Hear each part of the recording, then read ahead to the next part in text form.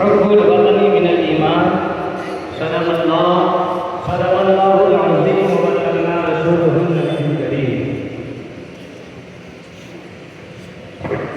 میں شکر گزار ہوں اپنے تمام اساتذہ کرام کا کہ جن کی محنت کی وجہ سے، جن کی شفقت کی وجہ سے آج میں یہاں موجود ہوں. اللہ تبارک و تعالیٰ کی بارگاہ میں دعا ہے کہ مولا کریم ان تمام لوگوں کے عمر میں، علم میں بے پناہ عظمت برکتیں عطا فرمائے. آئیے ہم آپ سب سے پہلے اس نبی کی بارگاہ میں درود پاک پڑھیں کہ جس نبی کی رحمت کے صدقے میں ہمیں آزادی جیسی نعمت ملی، جس نبی کی رحمت کے صدقے میں آج ہم تمام لوگ یہاں ہمیں آزادی کے موقع پر جمع ہیں. آئیے بلند آواز سے درود پاک پڑھیں. اللہم صلی علی سیدنا مولانا محمد مالک الجود والکرم وعلیہ السلام صلاۃ و سلام علیک یا رسول اللہ صلی اللہ علیہ وسلم.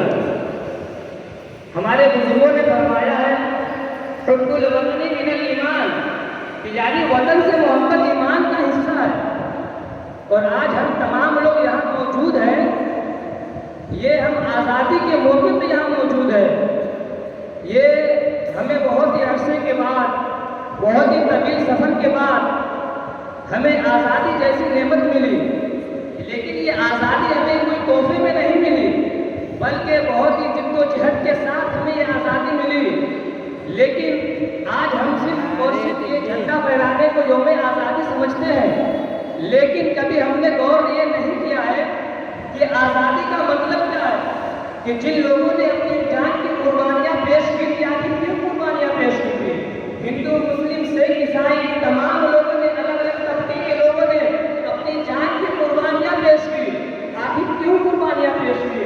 اس کے پیچھے تو کوئی وجہ ہوگی نا، اس کے پیچھے تو کوئی خواب ہوگا نا کہ تمام لوگوں نے ہندوستان کی محبت میں، ہندوستان کی خاطر، ہندوستان کے فرما بردار کی خاطر انہوں نے اپنے جان کو آخر کیوں قربان کیا ہے. لیکن ہم نے کبھی ایسا سوچا نہیں. لیکن اس قربانی کو سامنے رکھ کر اور آج کا جو موجودہ حالات ہے اس کو سامنے رکھ کر غور کیجیے اور ذرا سوچیے کہ علامہ فضل خیر آبادی نے اپنے جان کی قربانیاں اس لیے نہیں دی تھی کہ ہم ایک دوسرے کو گالیاں دیتے ہوئے نظر آئے. علامہ اشفاق اللہ خان نے اپنی جان کی قربانیاں اس لیے دی تھی کہ مذہب کے نام پر ہم ایک دوسرے کو گالی دیتے ہوئے نظر آئے. ابوالکلام آزاد نے اور محمد علی جوہر نے اپنی جان کی قربانیاں اس لیے نہیں دی تھی کہ آج ہم مذہب کے نام پر ایک دوسرے کے جان کے دشمن بن جائے.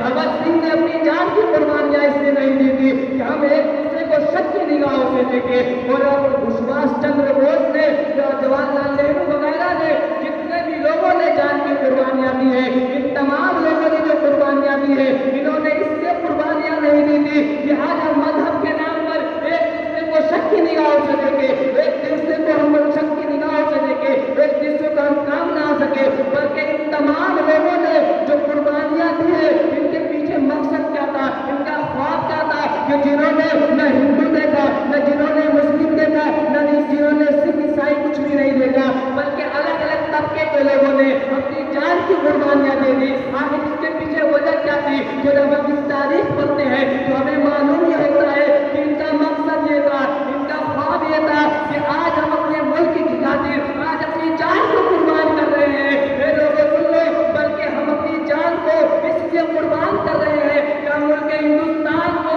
ایک ایسا آزاد ملک بنا دے، ایک ایسا آزاد ملک بنا دے جہاں ہر طبقے کے لوگوں کو عزت دی جا سکے، جہاں ہر کسی کو سمان ملے، جہاں ہر کوئی آزادی سے رہ سکے، جہاں کسی کو گالیاں نہ دی سکے. لیکن موجودہ حالات کو مد نظر رکھتے ہوئے دیکھیے کہ آج ہم اس پہ عمل کرتے ہوئے نظر آ رہے ہیں، نہیں آ رہے ہیں. آج ہم مذہب کے نام پہ بڑھ چکے ہیں. علامہ اقبال نے کہا تھا کہ مذہب نہیں سکھاتا آپس میں بیل رکھنا، ہندی ہے ہم وطن ہے ہندوستان ہمارا، ہندی ہے ہم وطن ہے ہندوستان ہمارا. ہم یہ ہندوستان ہمارا بھی ہے. اور موجودہ حالات میں اگر آپ اس دور میں جینا ہے تو کسی شاعر نے کہا تھا کہ یہ خاموش میرادی تمہیں جینے نہیں دے گی، اس دور میں جینا ہے تو تہران بچا ہے. بولتے نہیں ہندوستان ہندوستان.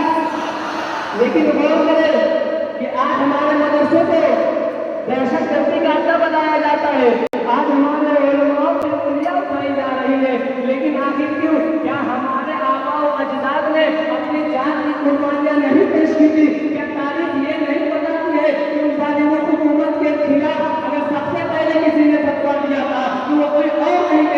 کے مدرسے میں پڑھنے والے علامہ فضل آبادی نے فتویٰ دیا تھا، جب انہوں نے فتویٰ دے دیا تو تمام انگریزوں نے ان کو پکڑ کر کالے پانی کے جیل میں بھیج دیا گیا. جب ان کو جیل میں بھیج دیا گیا تو انگریزوں کا ایک افسر یہ کہتا ہے کہ فضل آبادی تم اپنے فتوے کو واپس لے لو، تمہیں آزاد کر دیا جائے گا، تمہاری زندگی کو بخش دی جائے گی، تمہیں کچھ بھی نہیں ہوگا، تمہیں الگ الگ عہدے دے دیے جائیں گے، تو اپنی زندگی کو ایسا عزت سے گزار سکو گے، تمہیں کوئی تکلیف دی جائے گی تو اپنے فتوے کو واپس لے لو. لیکن وہی علامہ فضل خیر آبادی نے یہ کہہ دیا کہ ہمارے یہاں فتوے واپس نہیں لیے جاتے ہیں. اور ہر طرف سے یہ آواز آ رہی تھی کہ راہ میں خطرے کتنے بھی ہو، رکتا کون ہے، موت کل آتی ہے آج آ جائے، مرتا کون ہے، وہ تیرے لشکر کے مقابل میں اکیلا ہوں مگر فیصلہ میدان میں ہوگا کہ مرتا کی کون ہے. کیا تاریخ یہ نہیں بتاتی ہے کہ اشفاق اللہ خان کو جب پھانسی پر چڑھایا گیا تھا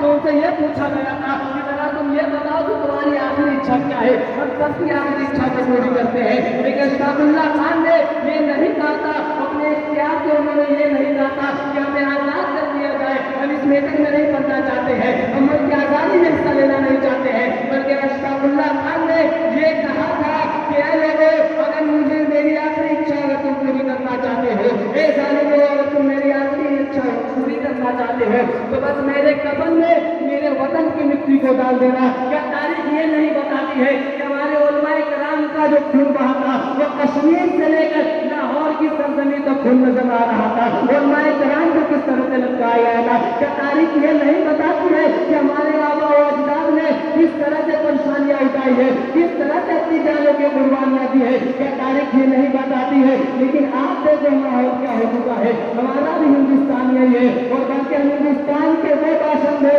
ہم ہندوستان کے وہ باشند ہے کہ جہاں ہمیں ہندوستان کے گلاب سے محبت ہے وہی ہمیں ہندوستان کے کانٹے سے ہی محبت ہے. اور ہندوستان ہمارے لیے صرف ایک ہندوستان ہی نہیں ہے، ہندوستان ایک سرزمین نہیں ہے، بلکہ ہندوستان ہمارے لیے ہماری جان ہے، ہماری شان ہے، ہماری پہچان ہے.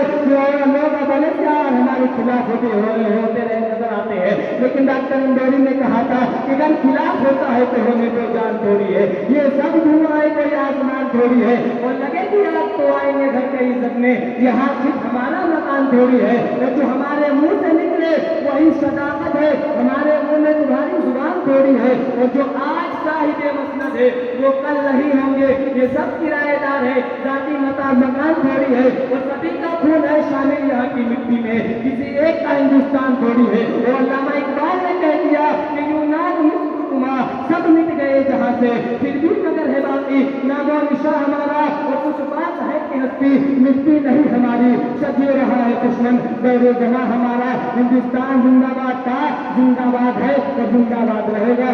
السلام علیکم ورحمۃ اللہ تعالی وبرکاتہ.